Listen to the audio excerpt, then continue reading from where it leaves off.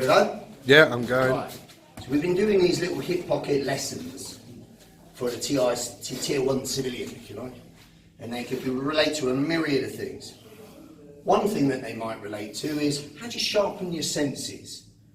How do you get much more tactile in feel, train in a darkened environment? Or is that useful and applicable in many places? How would I become observationally more observant so that I could orientate faster? And even if I was under the effects of tunnel vision from adrenaline, how could I still spot a potential problem outside my flank? So the idea is most people's peripheral scope, if you like, will be at least 10 to 2. It should be more than 10 to 2, it should be like 9 to 3, really. If you look downwards, because you're changing the angle of your head, you can often see behind you a couple of feet. Yes? So you're changing it again. But looking straight forward in binocular vision, I should be able to see any movement here and any movement here picked up in my peripheral scope if I am stress-free. If my heart rate is at resting beats, I'm in condition yellow, which is happily aware, and I am cognitive. Right? Starts to go tits up if I slip into condition orange because I'm alarmed to something happening in my environment that immediately tells me fucking danger's coming.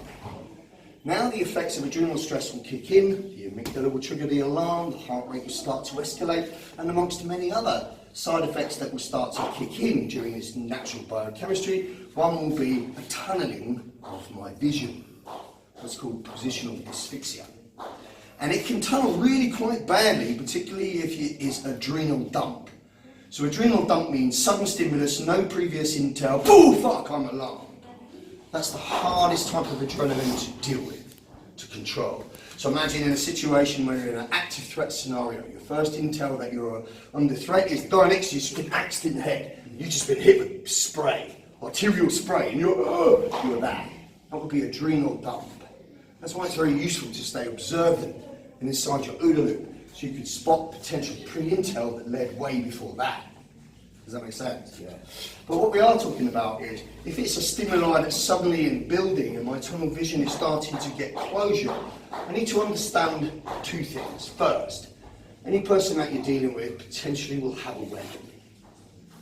Second, any person that you're dealing with will potentially have a fucking mate that will innately, without going to gangster school, know that his best chance of taking me out is to hit me from the rear or the side. It's a very classic thing with gangs. One guy's mouthing off, gobbing off, and if he's my mate or I'm his mate, I'm coming right around the back, boom, to hit him on the side. So what they're taking advantage of is this closure of vision.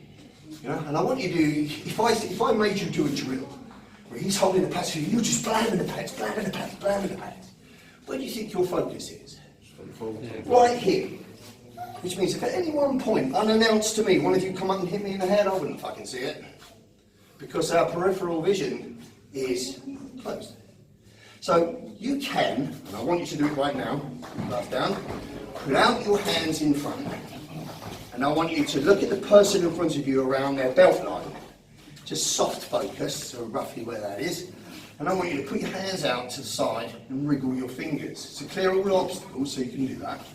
I want you to be able to see that looking straight ahead now, not looking left or right. I want you to calibrate what you can see here and what you can see there. And I want you to take that all the way until you start to lose one, and then bring it back. This is your current peripheral scope under no stress. Right? If I was to slam you in the wall all of a sudden and just fucking unload on you, this would go from that to this. So the standard advice is, if you were going to, I don't know, take out an active threat from the rear, let's say, would be to stay outside of his cone of 10 to 2. Because what I can see forward here without turning my head, because obviously that will give me greater scope, what I can see here is what I would intend to kill as an active threat. So if you're going to tackle such a thing, you would want to attack from the rear, outside of his 10 to 2 cone, and you want to attack with maximum violence of action. But understand that that's twofold. If that's how a criminal will attack you, how can you counter it? One thing begins with fucking knowing it. That's why when this cunt walks towards me, I'm looking to contact manage monitoring his hands and also get myself off the X. so that if there was somebody previously behind me, they're now behind him, or at least inside of my peripheral cone. Does that make sense? I don't want to be a habit. The other thing that I can do is enhance it. So here's the drill, right? This is a take away, take home drill. And if anyone will do it, you'll do it. However many times that you get the opportunity, look forward and calibrate. Just look straight forward, eye line, calibrate your vision. Keep doing it. Keep doing it. Eventually, it will start to get even wider. Then start to focus down and look how far back you can see. Right? They say 21 days of habitual practice makes something happen. How many times a day could you do this? You could if you had a girlfriend, but you can certainly do it 10 times a day, couldn't you? Right, I did this experiment after this was shown to me by a very clever man called Marcus Wynn, and he showed me this drill on a great Dennis Martin course, which was all neural-based learning based, so this information comes from him. And he showed me this drill, and I practiced it for 21 days. I logged every single day. Day 13, my vision was here. And I tell you how I knew it was here. I walked down the high street where there was a break in a service road, and 100 metres down the bottom was an NC car park with a pink dustbin truck. Pink. Sprayed pink. And I walked looking straight ahead and saw it. And I thought, that's a pink dustbin truck. And I looked and it was.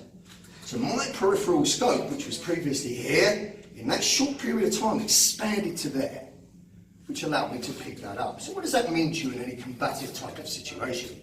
Well, it means this. If I had a situation with him, call to contact managed maybe, and his friend attacked me from the fringe, and I had normal peripheral closure, boom, I'm getting sucked in. Whereas if I've done this, and now instead of this under stress, now I go boom, penta 2. That means if I didn't contact manage properly and I pick up his friend, I'm likely to see him now, which will mean I will take evasive action and then deal with this subject rather than get sucker punched. So what it would say is, I'm much more likely to pick up something outside of peripheral scope because my peripheral scope is now wider. And even under duress, it still closes, but it doesn't close to what it would have. But what it would have to what it does now is the difference that could make the fucking difference. So a Tier 1 civilian will do everything they can to enhance senses. That's one example, optical. Make sense? Yeah. Right. So I want to give you a little feel. So I'm going to have you with some pads on. Yep. Right. And I'm going to have you at the wall. There. You're going to feed a target. Yeah. Okay. Good. And you are going to just constantly focus on bam, bam, bam, bam, bam, bam. Palm, three palms, touch, hammer, hammer, elbow. Yeah, show me how you do. Bam, bam, bam, bam, bam, bam. I'm going to 10, ready, turn. Bam, bam, bam, bam, bam, bam. If at any point during that drill, uninformed, he did not know, I told one of these two to run over with another pad and go boom, he wouldn't see it coming. No. Because he's fucking fixated. Yeah. And none of us would probably see it coming if we were in that mode. If I said to him, oh, somebody's going to do it, it would kind of fuck the drill up. Yeah. Because you'd be half focused on this and more focused on that. I don't ever want you to do that. I want you to focus on being predatory if that's what you're doing. But just as an example, you will see if I got you really fixated in that drill, how easy can he hit you from behind? Very easy. Very easy. So the purpose of this then is to learn to extend our peripheral vision. So once more, looking straight ahead, you bring your arms out. You're going to move your fingers to calibrate where your current vision is. So post-stress test, instructors will tell you that after they've been through 8 scenario-based fights, fucking totally fatigued off their nuts and fucking everything else, and adrenaline-induced more in some than others, they are not totally cognitive the second they index everything they've got to do and come to me for a debrief. They are no longer fucking cognitive. And I test that by saying, what's your national insurance number? Or I'll say, what's your mother's maiden name? Spell it backwards. And there's no fucking way they're going to do that because in that moment they're not cognitive. They're breathing really, really heavy, their breath is shallow, they've been adrenalised 5 or 6 different times, in and out of state. I need to bring them back. So how I bring them back or break their emotional state is, I then say to them, calibrate your current peripheral vision. And they all do that. Because it's here. Previously it was here. And I say, breathe deep until the heart rate lowers and eventually you get this. Now you've changed state because they're no longer down, now they're back to cognitive. Now they can answer mother's maiden name. spell it backwards. Now you can do it in the same control emotional state. But what's important to recognise is that under stress, you lose shit. So look at ways in which you could possibly get it back. These adrenal stress, these peripheral closure type drills are one example. So now you're going to put on 2 pads for me. This is a first starting drill that you can do. Alright. And all you're going to do initially is facing me with 2 pads. I'm going to focus just literally on his throat structure. He can bring them out slightly if he wants, but I don't want to encourage bad feed. And all he's going to do is give me a micro cue with the pad. It can literally be something like that. It's nothing obvious. It's something that I would need to pick up. Right, so this one, just twitched it. This from now on, to boom, and respond with my shot. And he might do the same a few times, he might break up the rhythm. But the point is, you're looking here, and he's starting to give you stimuli. Right? Then what he'll do is he'll come behind you. I'm going to do it to you, so I'm going to use it dynamically. Right? He'll keep a position of preparation like so, hands available, and he will focus straight ahead and only ahead. And what I'm going to do is bring this pad into his line of focus, which right at this second he cannot see. Here, as he starts to see it, tell me when you pick it up, here is when he would turn and backhanded hammer that or turn it with the palm. Right? So I would play with keeping his peripheral scope, hit with where it look, good. So I'm bringing drills like this. So drills like this to initially pick up on cues left and right, and then to widen the arc, or a useful starting place to enhance. The primary one I want you to take away is calibration. When you see how many times it takes you in a 21-day period to go from that to that, because for a period, mine was behind me. It's absolutely uncanny. All right? Good. Just there. That's all I'm doing. Do you want to finish with something? Yo.